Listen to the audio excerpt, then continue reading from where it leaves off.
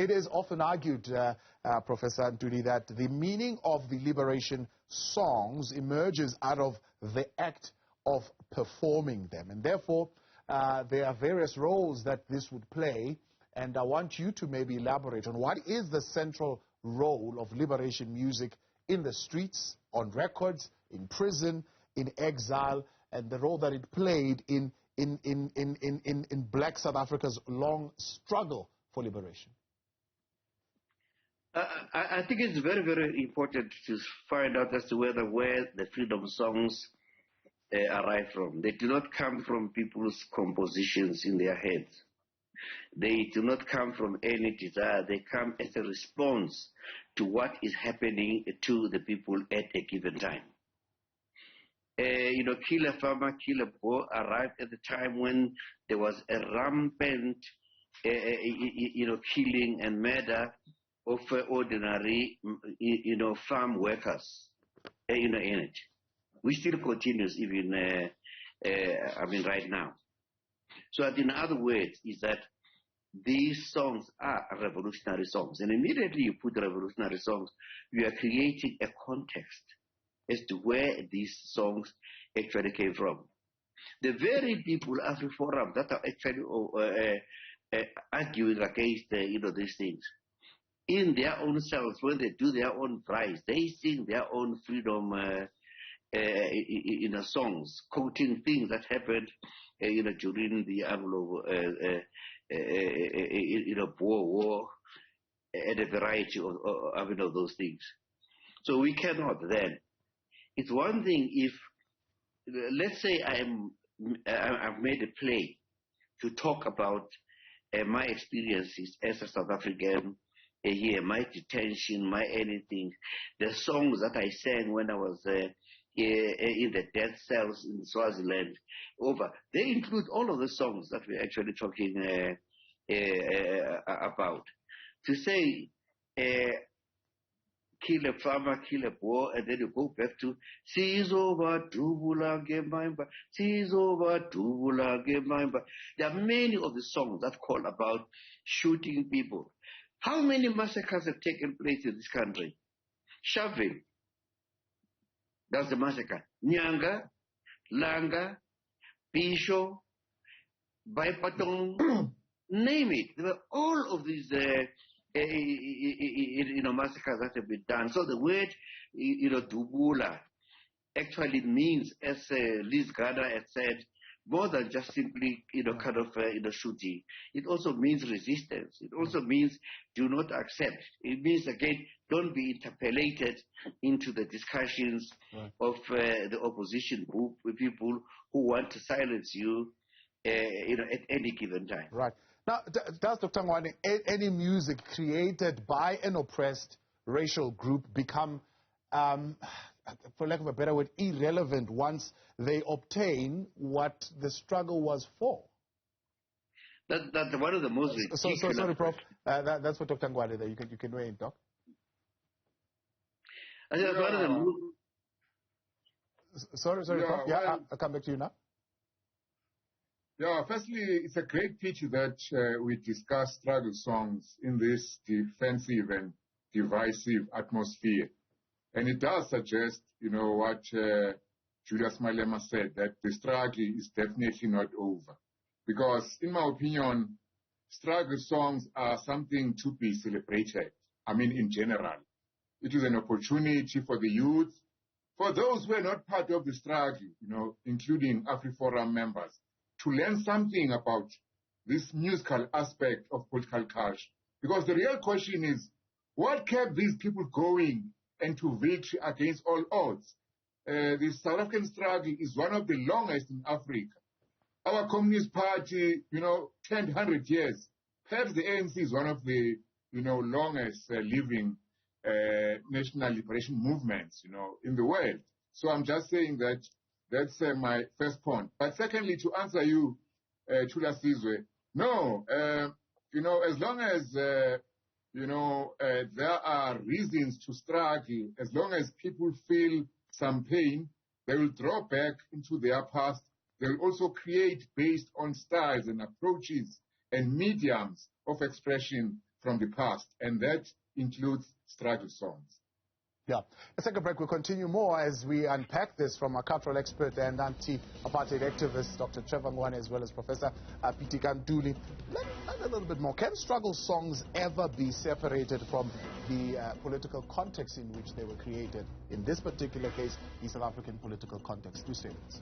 Welcome back with us live here on Newzroom Afrika, channel 405. In Focus continues the conversation around the power of struggle songs and whether banning struggle songs will in any way then dismantle the gains made when those songs were being sung. Dr. Ngwane, let's bring you back in here. I mean, you've already mentioned these songs should be celebrated because some of them are songs that made statements of protest. In fact, some of these songs, as you put it, they are sung to pay tribute to the strength of freedom fighters, to ask the question, what kept those people going and what is the strength of those people? What was the impact of the banning of certain struggle songs, for example, from being played on the airwaves? Did it in any way dismantle the power of those? And would we say today, I mean, should the court rule that these songs, this particular song should never be sung again, will it in any way dismantle the gains that have been made, depending on how you see the gains and how you view them? It's a good question, but remember, Chulasizo, that, you know, these songs were not allowed to sing them because the struggle was banned, if you know what I'm trying to say. So banning them today is not going to make them disappear. But I do worry, you know, for future generations, for posterity. So I recommend that, you know, they should be archived, you know, all of them, you know, be indexed as historical artifacts so that, you know, people can learn something about the political culture, the thinking of those days of the struggle. Yeah. Can struggle songs, Prof, ever be separated from South Africa's political context? You definitely cannot. I mean, the South African context was underpinned by those very songs. So even the idea that we have to do without them is in itself absolutely very, ludicrous. These songs were a response to what was happening to the owners of the land, what was happening to the owners of the culture, what was happening to the owners of the lives of the people who were there, those millions of people. What is Makoma going to say? Makoma, who fought in 14 of the national liberation wars. What kept him actually going was kept going by the freedom songs that he was singing. I spent my own life, 33 years of my life, in exile. No one from AfriForum can actually tell me as to whether what really sustained me when their own fathers and sisters and their grandparents were busy meeting out, death. I lost 4 of my brothers in the hands of Tikok. They bombed Gower Street in London when I was there, which was the headquarters of the Black Consciousness Movement. When I was there, I spent a year in the death cells in Swaziland. What kept me going on for all of those years, if not those very, very, very, very songs?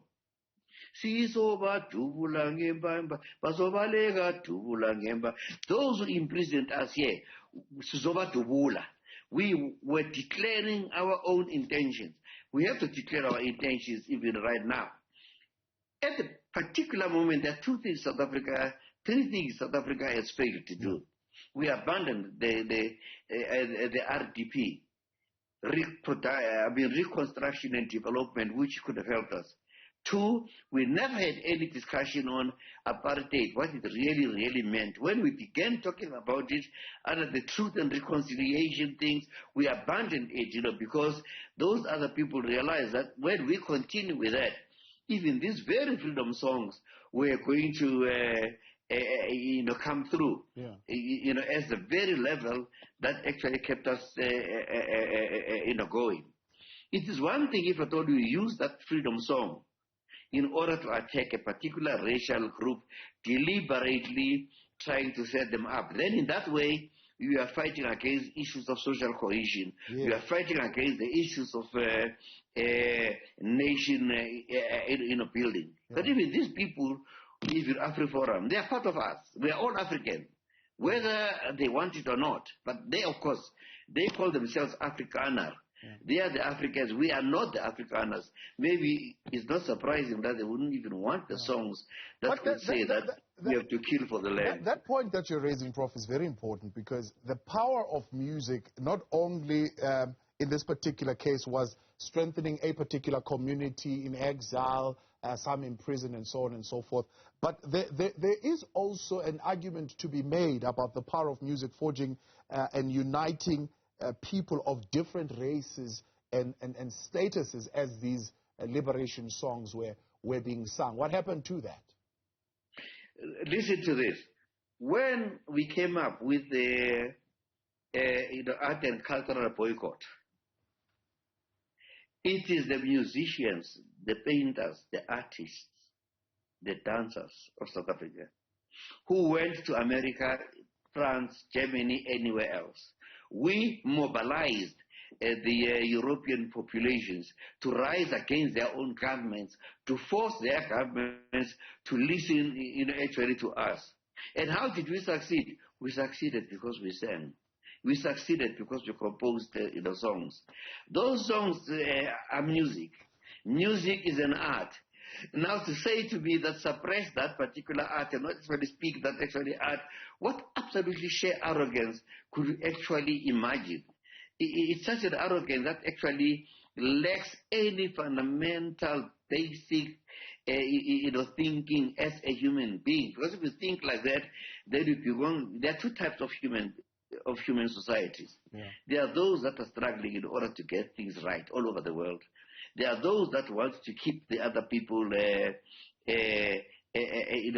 there and actually oppressed. With us, we are faced with the issue, the land issue in South Africa. And who has taken over all the land we want? It is the farmers. All right. And if it is the farmers that actually taken those land and they are killing the people who are working for them, who want back that actually land, and they also come up with their own children to say, stop singing those songs. Stop resisting.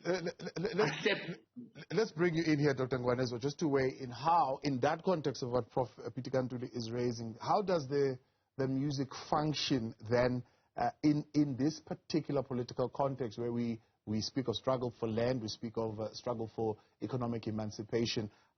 How does the music of the past and the music, I suppose, that will be written today function in this political context where we are trying to forge a united front?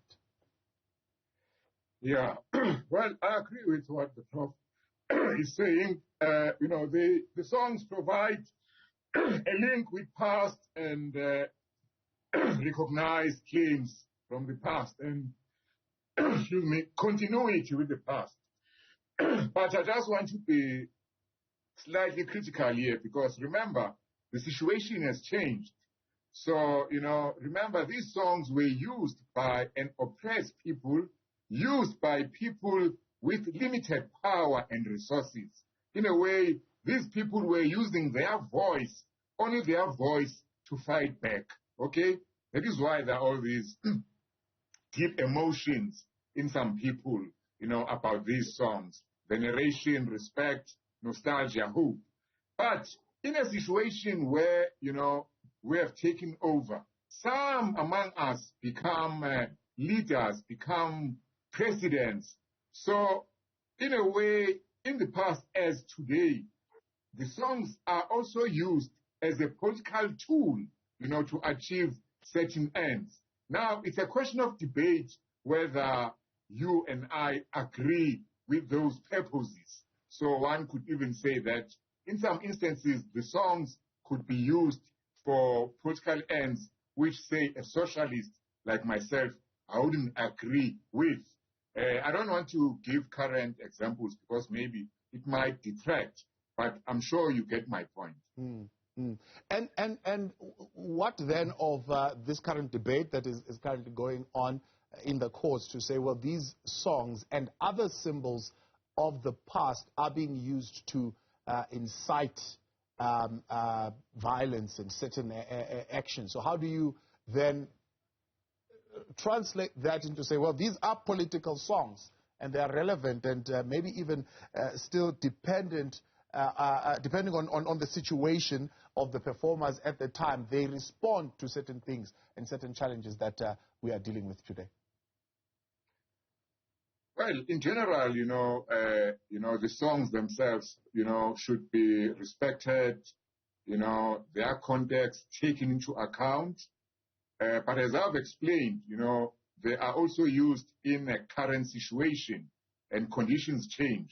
So there is room for critical assessment, but as I started off saying, it's a pity that critical assessment is being done in a divisive, defensive, attack mode, whereas, these songs should be studied by scholars like Professor Pitika Ntuli, should be archived by historians, should be taught at schools to show the different perspectives and what informed, because remember, the songs, okay, you've got the artists, Hugh Masekela, Miriam Makeba, that must be studied, and I'm sure they studied that at music school.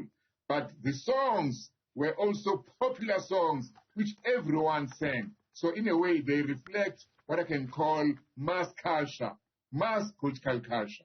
So I think that is the way they should be approached. Yeah.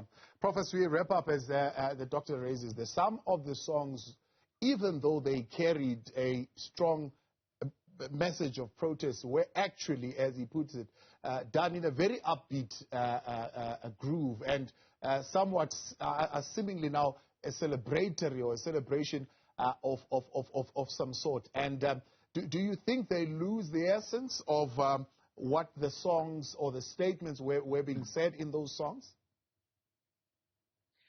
I mean, the statements that were sung up on those songs were born out of a very practical relationship, practical situations that people were, people were facing.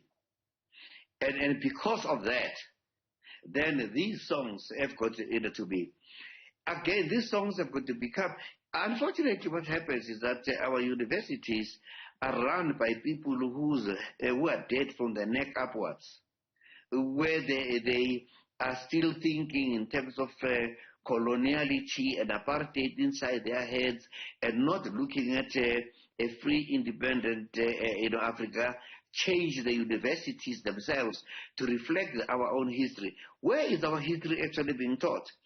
If at all we could have apartheid studies in every university, apartheid studies, even at primary school, people know what exactly happened. Not because we want to hate the people who actually did that, but for us to prevent ourselves from being placed in a position in which we were at that particular time. So apartheid studies has got to be there. We must bring up the issues of what language are you teaching these things in? What matter are you being teaching in? And freedom songs could become a very subject matter that people could write their PhD, thesis, on. Yeah. And I know, Liz Garner, I know her very, very, very well, and all her writing about praise songs, particularly her field, praise songs involving women, from a different actually perspective. Yeah, yeah. Songs are art. Yes. Art cannot be oppressed. To say you have to suppress that, you have been anti-art, which is not surprising if at all you come actually in South Africa today, because that's one of the countries in the whole world where art is least understood, and those people who push it, Natim Teta and the rest of them, get attacked even from their own, I believe, kind of colleagues who have got no clue and no idea what art is all about. So these songs are art, and you cannot suppress art, and these are going to be part of the curriculum to be taught over to the children. We are also going to learn Africana songs that they sang during the Anglo-Boer War. They had their own freedom songs. Right. That today, when we actually listen to them, from the outside, you could be very critical of them. Yeah. But if you are a revolutionary thinker, you understand where they come from and why they were singing them and why they do their price. Right. They still actually sing them to remind themselves of where they've been through. We cannot be denied who we are and where we come from.